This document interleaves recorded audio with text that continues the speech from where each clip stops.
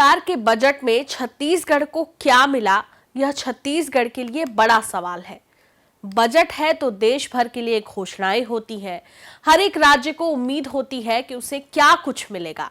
लेकिन ठहरिए, बजट में घोषणाएं होती हैं, जनता अपने इलाके को लेकर खुश होती है, तालियां बजाती है और पता चलता है कि घोषणाएं महज घोषणाएं ही रह गईं। अब जैसे बिलासपुर में रेलवे का मेडिकल कॉलेज बनने वाला था, बिलासपुर रेलवे स्टेशन पर मॉल खुलने वाला था, मेडिकल कॉलेज का आज बरसों बाद भी कहीं अता पता नहीं है। मॉल की तो कोई बात भी नहीं करता।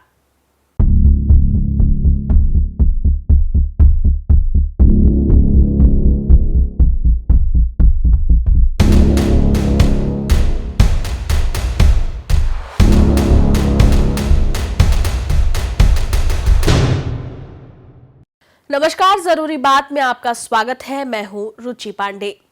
बजट के ही माध्यम से सरकार अपनी आय और खर्चों का अनुमान लगाती है।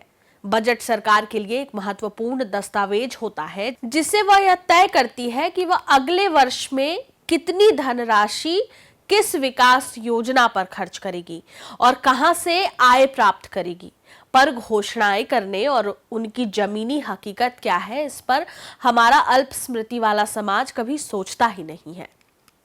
अब जैसे 2021 के बजट में घोषित रायपुर विशाखापट्टनम एक्सप्रेसवे की बात करें तो केंद्र सरकार की महत्वाकांक्षी भारतमाला परियोजना में रायपुर से विशाखापट्टनम तक 464 किलोमीटर लंबी 6 लेन सड़क में advance traffic management system, speed radar, variable message sign board, GPS system, inbuilt recovery vans का निर्माण होना था।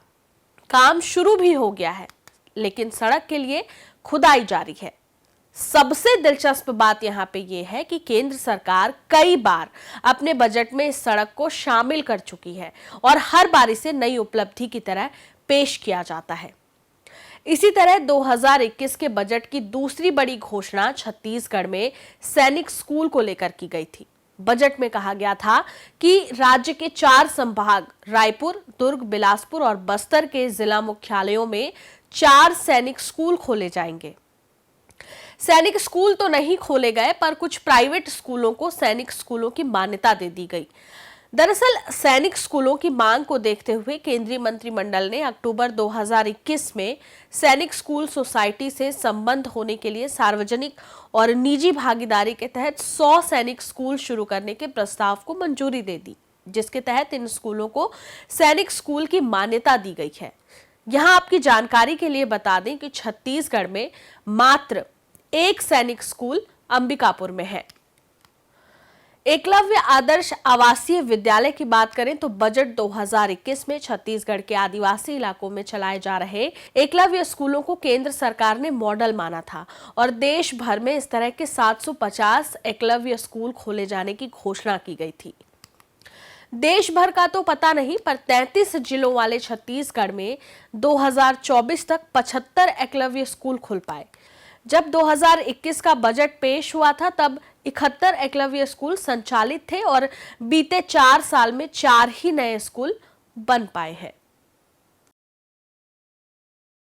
2022 के बजट की बात करें तो पहली बड़ी घोषणा हम आपको 2021 के बजट में बता चुके हैं, रायपुर विशाखापट्टनम एक्सप्रेसवे। 2022 के बजट में भी इस एक्सप्रेसवे को पेश किया गया। इसी तरह इस बजट में छत्तीसगढ़ के थानों में महिला फरियादियों के लिए अलग से महिला डेस्क की शुरुआत करने की बात हुई थी। इसके लिए कुछ जिलों में चेतना महिला पुलिस वॉलेंटियर के नाम से महिला स्वयंसेवकों को तैनात किया गया था। यह योजना छत्तीसगढ़ में पूरी तरह से मूर्त रूप भी नहीं ले पाई थी कि जिस साल बजट आया उसी साल अप्रैल 2022 में बिना किसी सूचना के इस योजना को बंद कर दिया गया। इसमें कार्यरत महिलाएं अभी भी बहाली व वेतन के लिए सरकार से गुहार लगा रही हैं। घोषणाएं कई हुई। 2023 के बजट में छत्तीसगढ़ के रेलवे स्टेशनों को हाईटेक और सुंदर बनाने की योजना थी। केंद्रीय बजट में इसके लिए प्रावधान किया गया। इसके लिए अमृत भारत स्टेशन योजना चलाने की बात कही गई थी। वित्त मंत्री निर्मला सीतारमण ने रेलवे के लिए लगभग 2 लाख करोड़ रुपए स्वीकृत किए। इससे अमृत भारत स्टेशन योजना के तहत 1275 स्टेशनों को आधुनिक बनाने की बात की गई थी, पर इस पर कितना काम हो पाया, इससे आप आसपास के रेलवे स्टेशनों को देखकर खुद ही समझ सकते हैं।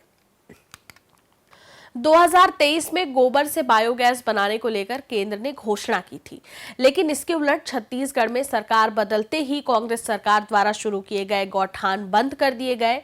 जहां गोबर से बायोगैस और बिजली उत्पादन की योजना पर काम चल रहा था, वह सब ठप कर दिए गए।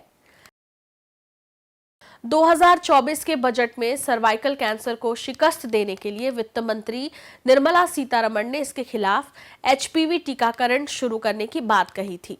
योजना थी कि महिलाओं को मुफ्त या कम कीमत में यह टीका लगाया जाएगा, लेकिन छत्तीसगढ़ में इसको लेकर कोई अभियान शुरू ही नहीं हो पाया और अब तो नया बजट भी आ गया है। सर्वाइकल कैंसर को लेकर पिछले वादे धरे के धरे रह गए। ऐसी कई घोषणाएं हर बजट में होती हैं। सत्ताधारी दल के नेता इसे महान और विपक्षी दल के नेता इसे निराशाजनक बताकर छुट्टी पा लेते हैं। कोई नहीं पूछता कि हुजूर पिछले बजट में की गई घोषणाओं का क्या हुआ। जरूरी बात में फिर होगी बात। नमस्कार।